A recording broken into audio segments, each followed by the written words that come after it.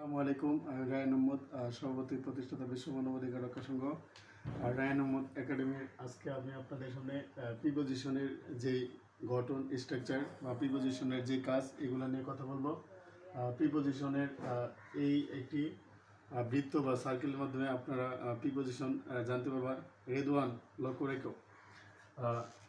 যদি এই সার্কেলের এ পাশ থেকে এ পাশে যাওয়া বোঝায়, একটা জিনিসের এক পাশ থেকে আরেক পাশে যাওয়া বোঝায় স্ট্রেট লাইন, তখন থ্রু হবে, মানে মধ্য দিয়ে। আর এই সার্কেল বা বৃত্তের মধ্যে বোঝাতে বা গড়ের মধ্যে বা কোনো একটা স্থানের মধ্যে বোঝাতে ইন ব্যবহৃত হবে, ভিতরে।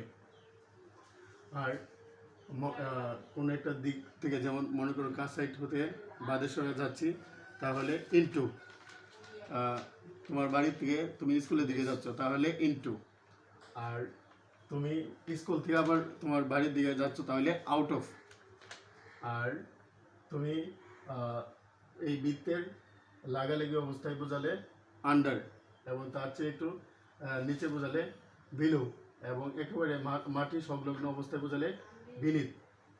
এবং এই বৃত্ত বা সার্কেলের সাথে লাগালাগি অবস্থায় বোঝালে অন, উপরে বোঝালে সংযুক্ত অবস্থায়, সংলগ্ন অবস্থায় বোঝালে, উপরে বোঝালে অন। যেমন এই ডাস্টারটা বা এই মার্কারটা টেবিলের মধ্যে লাগানো অবস্থায় আছে বা বইটা লাগানো অবস্থায় আছে, তাহলে অন। আর আমাদের মাথার উপর যে সিলিং বা ফ্যান পাখা ঘুরতেছে, তাহলে ওভার। এবং একেবারে অনেক উপরে বোঝালে, যেমন আকাশে পাখি উড়ছে, তাহলে the bird is flying above the sky. আকাশে বিমান যাচ্ছে, তাহলে the plane is moving above the sky. তাইলে এগুলো হলো প্রিপোজিশনের বেসিক রুলস।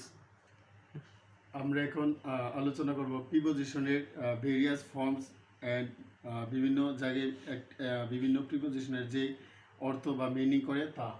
যেমন I am in the hospital, মানে আমি হসপিটালের মধ্যে ভর্তি আছি বা হসপিটালের মধ্যে অবস্থান করছি, তাইলে I am in the hospital. অন্যদিকে I am at the hospital, মানে আমি হসপিটালে ভ্রমণ করতে গেছি বা পরিদর্শন করতে গেছি বা রোগী দেখতে গিয়েছি, তাহলে I am at the hospital.